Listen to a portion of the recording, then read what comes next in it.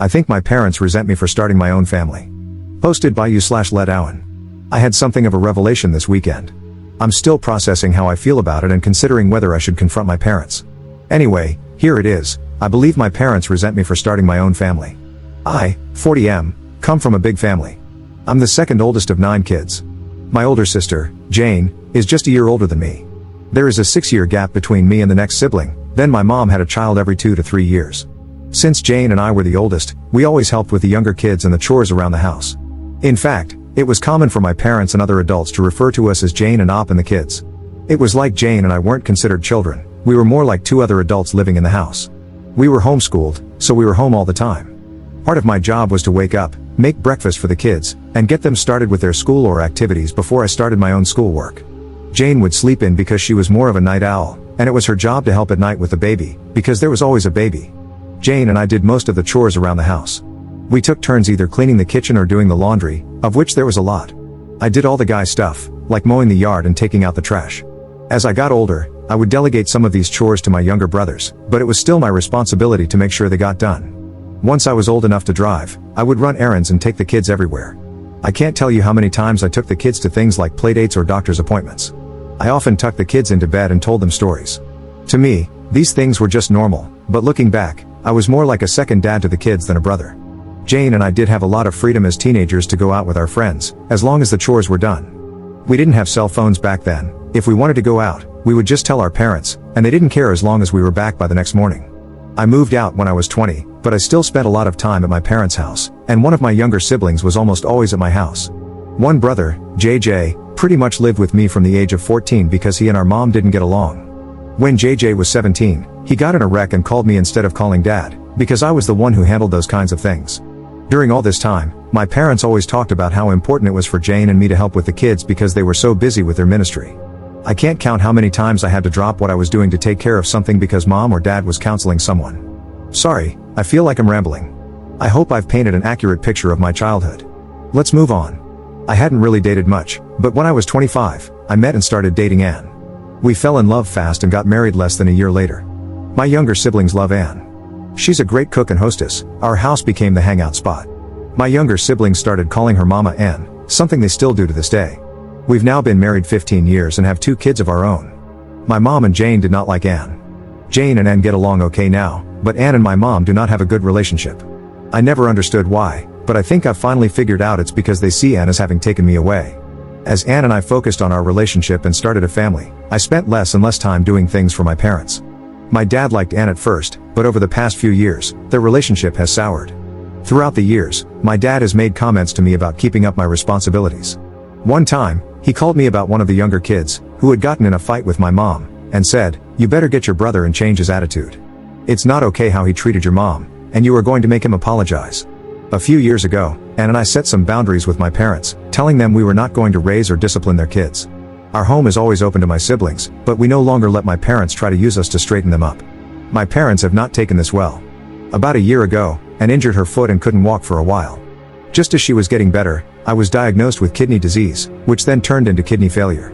I've had several surgeries, with another one coming in a few weeks. It's been a rough year. During this time, my parents have not only refused to help, but they've also actively made things harder for us. Things like promising to help with our kids but then canceling at the last minute, usually because something ministry related came up. Recently, my sister-in-law, who lives in another state, had a baby, and my mom has been staying with her and helping for the past 6 weeks. My sister-in-law has said that mom is a godsend and is so wonderful. My dad has gone to help every weekend. This hurts me because my mom wouldn't give us a single night to help with our youngest when he was born. Anyway, I'm sorry this post has turned out longer than I thought it would. I needed to get some of this off my chest.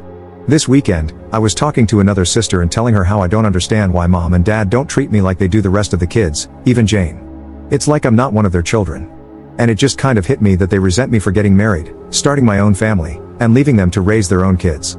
Part of me is relieved to finally realize why they treat me like they do, and part of me is sad.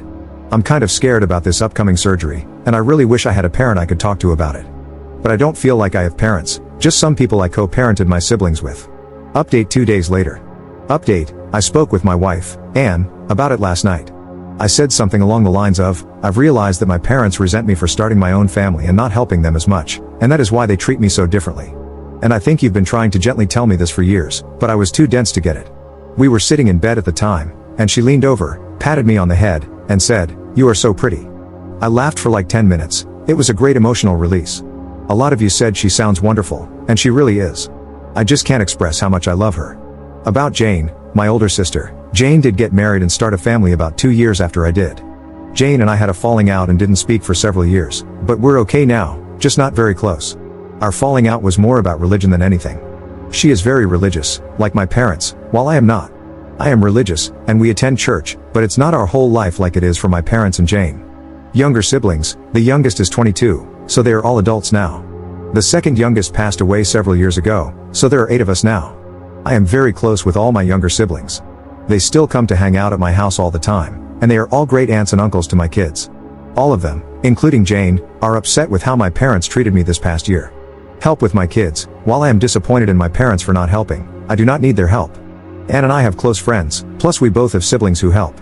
Anne's parents live far away, but they help when they can. We really are okay and feel very blessed and loved with all the help we have received. Therapy, part of my kidney treatment plan, includes access to a therapist, and I love her. She has been great in helping me learn to live with an illness. I'm not sure if she is the right person to speak with about my parents, but I will ask her and see if she can refer someone. If not, I will wait until after my surgery to bring this up, as I need to just focus on that right now. Setting boundaries. When I say my parents won't help, it's not that they say they won't help, it's that they offer to help and then either bail at the last minute or change the plan so much that it causes Anne and me a lot of stress. A few months ago, Anne was sick, and my mother offered to pick our kids up from school. It's a long story, but she kept changing things and making it very complicated. My youngest ended up being left alone for a little while, and he got scared. After that, I had a harsh talk with my parents and told them how disappointed I was in them and how I needed to focus on my health, but they were making things worse. I told them they are not allowed to take my kids anywhere, they are not allowed to just drop by my house, and, in fact, they are not even allowed to offer to help, because my mom doesn't take no for an answer and will nag until she wears me down. My parents were mad about this, but all 7 of my siblings took my side and rallied around me, so my parents have respected that so far. Going no contact. A lot of people recommended going no contact. I don't want that. I still love my parents, even though they have not been great parents. My kids love them too, and I don't want to take that away. They are good grandparents, when they show up.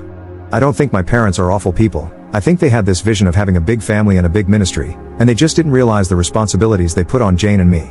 I have spoken to them in the past and expressed how it was messed up that they put so much on us as kids, and they have apologized. Putting my parents on blast at their church. Several people recommended going to their church and telling people how they have treated me. You don't understand this church. They would praise my parents for putting God and the ministry above everything else. These super religious people are crazy. I guess that's it for now. My surgery is in less than 2 weeks, so I'm going to focus on that. I'm going to put this thing with my parents on the back burner and later decide what, if anything, I'm going to do. Thanks again to everyone for your comments. It has really helped me work through some feelings. Second update 3 weeks later. Thanks to everyone who reached out and wished me a speedy recovery. My surgery was last week, and it's going better than expected. All the surgeries and treatments over the past year felt like they were just keeping me alive, but with this surgery, a kidney transplant, I feel like I'm working towards getting my normal life back. It's been hard and painful, but I was expecting it to be worse, so I can't complain at all. Anne is always telling me that she doesn't get enough credit for being funny, so the fact that so many of you laughed when she told me I was pretty has made her happy. She said, "I like these Reddit people." This whole post started because I was having a conversation with one of my sisters. I'll call her Six, since I can't keep making up names. Plus, she's following this thread and will hate that I'm calling her that. Six had a fight with our parents, and I was sharing with her that Anne and I had recently set strong boundaries with them and encouraged her to do the same. So, she did, and they didn't take it well. This led to several conversations with different siblings, and both 5 and 9 also decided to set some boundaries. It has also led to other siblings deciding to confront our parents about how they've treated me this past year while I've been sick.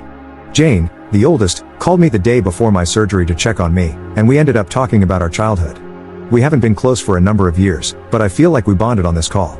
It was interesting talking to her as an adult and reliving some things.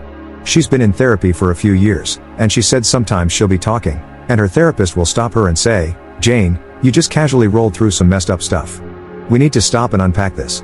For a long time, I blamed her for the way she treated me when we were younger, but now I'm beginning to understand that she was also just a kid trying to cope. I have a lot more grace for her now. We've been texting a lot over the past few weeks. My parents did visit after the surgery, but we didn't talk about any family drama.